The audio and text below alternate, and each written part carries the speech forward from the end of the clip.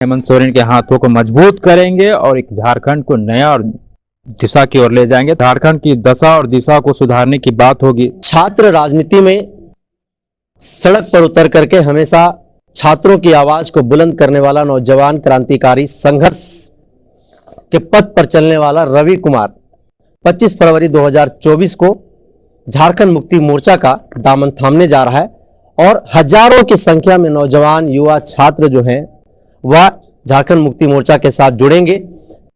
आखिर क्या इन लोगों को झारखंड मुक्ति मोर्चा में दिखाई दिया, किन से प्रेरणा मिली?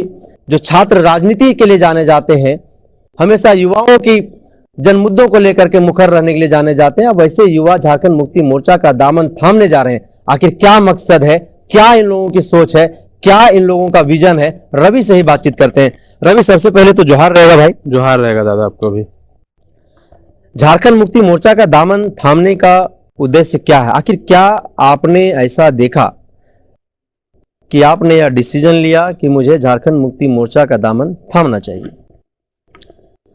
हम झारखंड मुक्ति मोर्चा का दामन इसलिए थामना चाहते हैं क्योंकि झारखंड मुक्ति मोर्चा एक क्षेत्रीय पार्टी है, तो झारखंडी आदिवासी मूलवासी की बात करती है। वैसी पार्टी जो कोरोना काल में आप देखे होंगे, जो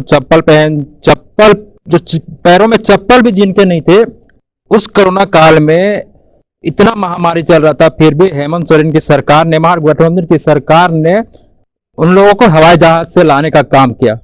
कोरोना काल में ऐसा काम किया जो शायद कोई सरकार ने काम किया।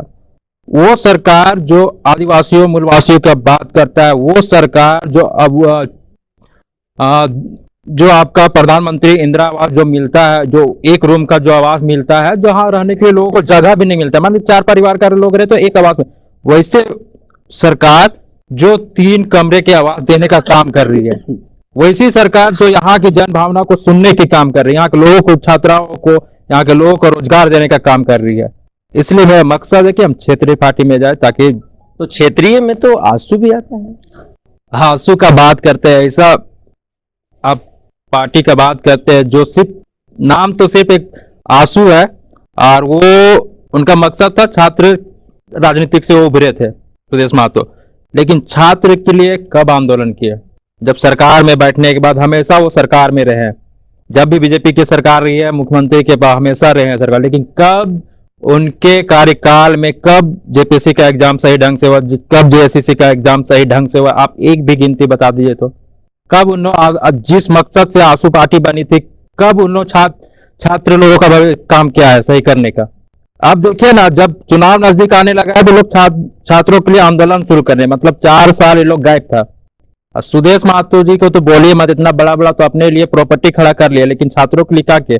जिस पार्टी का मकसद था छात्रों के लिए राजनीतिक, लेकिन उसको आज का मकसद हो गया बस कुर्सी पर बैठने का, बाकी कुछ नहीं। क्या झारखंडियों का भलाई का काम करते हो? झारखंडियों का भलाई का काम करते हैं वो? किससे प्रेरणा मिला कि आप राजनीति में आने का जो है निर्णय लिया? राजनीति में प्रेरणा की जरूरत नहीं है, झारखंडियों के हर एक युवा को राजनीतिक में आने का जरूरत हो गया अब, क्योंकि जिस तरह से झारखंडियों को छला जा रहा है, ठगा जा रहा है, छात्रों को यहाँ रोड पे उतरने का मजबूर किया जा रहा है, तो मजबूर कर रहा है कि आपको युवा को राजनीतिक में आना ही पड़ेगा। पढ़े लिखे लोग को राजनीतिक में, जब तक ले लोग पढ़े लिखे लोग राजनीतिक में नहीं आएंगे तब तक ले राजनीतिक सही दिशा की ओर नहीं जाएगी, इसलिए आना ही पड़ेगा राजनीतिक में। आप छात्र हैं और जो आपकी उम्र है, आप युवा भी हैं, ऐसे वक्त में एक छात्र, एक युवा सरकारी नौकरी की, रोजगार की, व्यवसाय की ओर आगे बढ़ता है, और आप राजनीति में आने का निर्णय लिए हैं। रोजगार, व्यवसाय, नौकरी की ओर आगे क्यों नहीं बढ़े?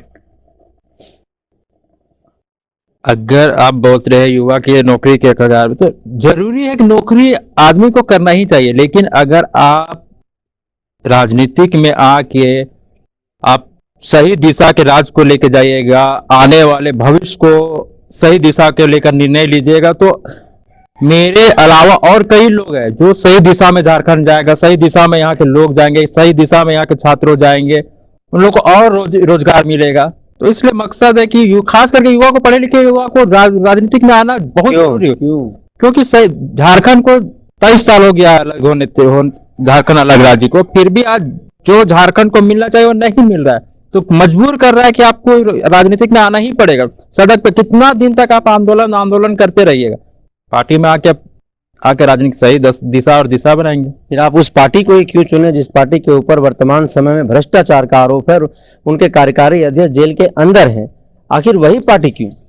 आरोप तो सर, तो आरोप तो आप पे भी लगता होगा। अगर घर में आप है तो सवाल जवाब तो आप पे भी खड़ा होता होगा। अगर आपके परिवार में 10 फैमिली है तो सवाल जवाब तो आपको भी बोलता होगा कि आप भी गलत है। कहीं ना कहीं परिवार तो इल्जाम लगाता होगा कि निरंजन दा ये सही नहीं है, उसे सवाल जवाब होते ही रहता है। लेकिन झारखंड मुक्ति मोर्चा एक ऐसा पार्टी है जो आंदोलन से उपजा हुआ पार्टी है, जो आंदोलन से उपजा हुआ पार्टी है। झारखंडियों की बात करती है, यहाँ के आदिवासी मूलवासियों की बात करती है, यहाँ के लोगों की बात करती है, वैसी पार्टी है। तो स्वाभाविक है कि हम लोग भी आंदोलनकारी, सड़कों पे उतरने वाले लोग हैं, हम लोग भी आंदोलन करने वाले लोग हैं। तो एक दूसरे से कनेक्ट होता है कि आंदोलनकारी पार्टी में जाना जरूरी है, स्वाभाविक है। पार्टी में जुड़ने के बाद का रणनीति क्या होगा? पार्टी में जुड़ने की बात झारखंड की दशा और दिशा को सुधारने की बात होगी। सरकार मेरी है, आने वाले कल में भी सरकार बनाएंगे और सही दिशा और दिशा अनुसार हम लोग सरकार को चलाएंगे और झारखंड का तकदीर और तस्वीर बदलेंगे। वैसे वक्त में तस्वीर कैसे बदलिएगा, तकदीर कैसे बदलिएगा, जब झारखंड में नौकरशाह हावी है और युवा त्रस्त हैं, सड़क पर हैं, आंदोलन कर रहे हैं? इसीलिए तो बोल रहे हैं ना कि अभी जो स्थिति झारखंड का है, जब तक ले हम लोग सरकार को मजबूत नहीं करेंगे, जब तक ले हम लोग झारखंड मुक्ति मोर्चा को मजबूत नहीं करेंगे, तब तक ले अपने राज्य को दशा और दिशा नहीं दे सकते हैं। इसीलिए हम लोग का आने का स्थिति हो गया है कि हम लोग सरकार में आएंगे, सरकार को मजबूती बढ़ाएंगे, हेमंत सोरेन के हाथों को मजबूत करेंगे और एक झारखंड को नया और दिशा की ओर ले जाएंगे, ताकि यहाँ के छात्र, यहाँ के छात्राओं को सही अधिकार मिले, सही जगह कुर्सी पे बैठे, ताकि झारखंड एक नई दिशा की ओर चले। जब आप झारखंड मुक्ति मोर्चा का दामन थामने जा रहे हैं तो एक सवाल जो भी वर्तमान समय में झारखंड के हर राजनीतिक पटल पर जो है वह चल रहा है, हेमंत सोरेन की गिरफ्तारी जिस तरीके से हुई है उसको किस तरीके से देखते हैं और क्या प्रतिक्रिया होगी आपकी? सबसे बड़ी चीज है कि हेमंत सोरेन की जो गिरफ्तारी हुई है, आप देखिए कि हेमंत सोरेन की जो गिरफ्तारी हो लॉन्ड्री मतलब जमीन के मामले में लेकिन जमीन का खुलासा एक भी नहीं हो रहा है। और ये सबसे बड़ी चीज है कि जो जमीन का खुलासा ये लोग कर रहे थे कि हेमंत सोरेन तो खुद बोले हैं, विधानसभा में भी आवाज उठाए कि अगर वो जमीन मेरे नाम पे होगी तो हम राजनीतिक और झारखंड से इस्तीफा दे देंगे। इतना बड़ा बोलने का मकसद तो कुछ होगा, उतना बड़ा सभा में, उतना बड़ा विधानसभा में बोले जबकि सबके सामने, और मामला तो सब पे आरोप प्रत्यारोप लगते ही रहती है। अभी आप देख लीजिए जिस समय मधु कोड़ा की सरकार थी, आपका ये विधायक जी जो थे, ये क्या नाम है आपका, भानु प्रताप शाही, उनके ऊपर भी आरोप लगा था। लेकिन जैसे ही वो बीजेपी में शामिल होते हैं उनका आरोप खत्म हो जाता है। आपका ये कहना है कि भाजपा के नेताओं पर कार्रवाई क्यों नहीं? वही हम भी बोलना चाह रहे हैं कि जब भानु प्रताप शाही पे दवा घोटाला का स्वास्थ्य मंत्री जब थे तो उनके ऊपर भी आरोप लगा था।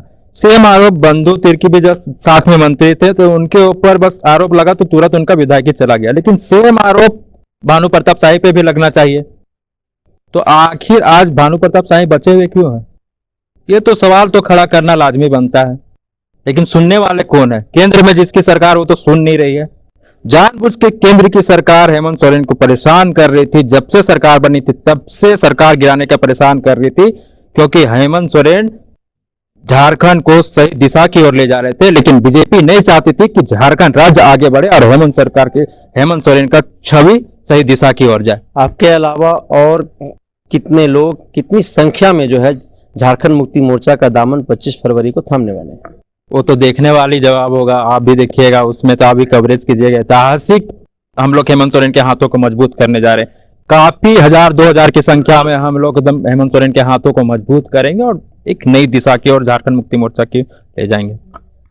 तो हजारों युवा 25 फरवरी को झारखंड मुक्ति मोर्चा का दामन थामने जा रहे हैं और हेमंत सोरेन की हाथों को कंधों को मजबूत करने की प्रण को लेकर के यह दामन ये लोग थामने जा रहे हैं। सीधे तौर पर रवि का कहना था कि जब तक युवा राजनीति में नहीं आएंगे तब तक झारखंड की जो दिशा है, जो नीति है, वह नियम है, वह बदल नहीं सकती है। तब तक झारखंड की तस्वीर और तकदीर भी बदल नहीं सकती है। ऐसे में युवाओं को राजनीति में आना बेहद ही जरूरी हो जाता है। केवल नौकरी, व्यवसाय और अन्य चीजों में ही उनको ध्यान देने की जरूरत नहीं है।